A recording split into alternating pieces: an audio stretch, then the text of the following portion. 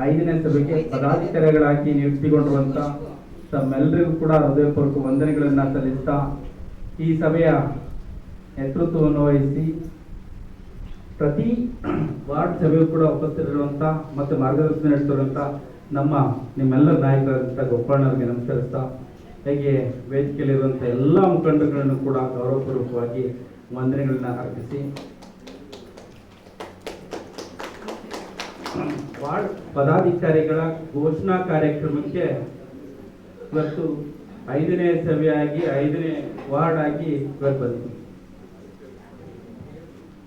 ಈ ಪದಾಧಿಕಾರಿಗಳ ಘೋಷಣೆ ತಮ್ಮ ಗೌರವದ ಜೊತೆಗೆ ಜವಾಬ್ದಾರಿ ಕೂಡ ಜಾಸ್ತಿ ಆಗ್ತಾ ಹೋಗುತ್ತೆ. ಹಲವಾರು ವಿಚಾರಗಳನ್ನ ಗೋಪಾಳನವರು ಹೇಳ್ತಾ ಹೋಗ್ತಾರೆ.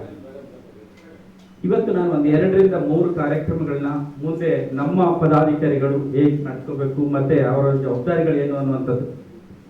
ಹಿಂದೆ 7 ವಾರ್ಡ್ ಇದ್ದಂತ ಸಂದರ್ಭದಲ್ಲಿ ಇದೇ ಒಂದು ಹಾಲ್ನಲ್ಲಿ PLA2 ಮತ್ತೆ ಬೂತ್ ಅಧ್ಯಕ್ಷರ ಸಭೆಯನ್ನ ಮಾಡಿದ್ದು. ಅವತ್ತು 30ಕ್ಕೂ ಹೆಚ್ಚು ಬೂತ್ಗಳಿತ್ತು ಅಂತ ಅನ್ಕೊಳ್ತೀನಿ.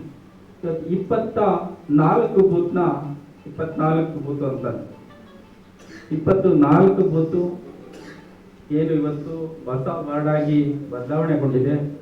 ಇಲ್ಲಿನ ಪದಾಧಿಕಾರಿಗಳು ಜಿಲ್ಲಾ ಪದಾಧಿಕಾರಿಗಳಾಗಿರ್ಬೋದು, ವಾರ್ಡ್ ಪದಾಧಿಕಾರಿಗಳಾಗಿರ್ಬೋದು, ಮಂಡಲ ಪದಾಧಿಕಾರಿಗಳಾಗಿರ್ಬೋದು, ಎಲ್ಲರೂ ಸಹ ಒಗ್ಗಟ್ಟಿನಿಂದ ಮುಂದುವರಿಬೇಕು. ಒಬ್ಬರಿಗಿಂತ ಯಾರು ಮೇಲೆಲ್ಲ ಕೇಳಲ್ಲ ಅನ್ನುವಂಥ ಜೊತೆಗೆ ನಾವು ಒಟ್ಟಾಗಿ ಹೋದಾಗ ಮಾತ್ರ ಈ ಮಹಾಲಕ್ಷ್ಮಿ ಲೇಔಟ್ ವಿಧಾನಸಭಾ ಕ್ಷೇತ್ರದಲ್ಲಿ ಮಹಾಲಕ್ಷ್ಮೀಪುರನೂ ಕೂಡ ಯಾವುದೇ ಗೊಂದಲಗಳಿಲ್ಲದೆ ನಾವು ಗೋಕರ್ಣಕ್ಕೆ ಶಕ್ತಿ ತುಂಬುವಂಥ ಕೆಲಸ ಕಾರ್ಯಗಳನ್ನ ಮಾಡುವಂಥ ನಿಟ್ಟಲ್ಲಿ ನಾವು ಕೂಡ ಒಂದು ಕೈಗೊಳಿಸುವಂಥ ಕೆಲಸ ಕಾರ್ಯಗಳಾಗಿದೆ.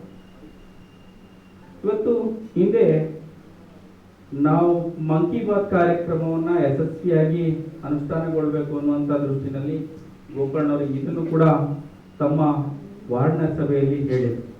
ಹಾಗಾಗಿ ಮುಂದೆ ತಾವೆಲ್ಲ ಪದಾಧಿಕಾರಿಗಳು ಏನು ನಿಯುಕ್ತಿಗೊಂಡಿದ್ದೀರಿ ಆ ಪದಾಧಿಕಾರಿಗಳು ಮುಂಬರುವಂಥ ಮನ್ ಕಿ ಬಾತ್ ಕಾರ್ಯಕ್ರಮ ತಿಂಗಳ ಕೊನೆಯ ಭಾಗದಲ್ಲಿ ಏನು ಬರುತ್ತೆ ಲಾಸ್ಟ್ ಭಾನುವಾರ ಆ ಕಾರ್ಯಕ್ರಮದಲ್ಲಿ 24ಕ್ಕೆ 24 ಬೂತ್ಗಳು ಕೂಡ 12:30 ಅಪ್ಲೋಡ್ ಆಗಬೇಕು. ಇದು ನಮ್ಮ ಮಂಡಲದ ಬೂತ್ ವಾರ್ಡ್ನ ಅಧ್ಯಕ್ಷರು ಮತ್ತು ಪ್ರಧಾನ ಕಾರ್ಯದರ್ಶಿಗಳು ಈ ಕಡೆ ಗಮನ ಕೊಡಬೇಕು. ಅದರ ಜೊತೆಗೆ 24 ಬೂತಲ್ಲಿ 5 ಶಕ್ತಿ ಕೇಂದ್ರ ಪ್ರಮುಖರನ್ನ ಜೋಡಣೆ ಮಾಡಬೇಕು.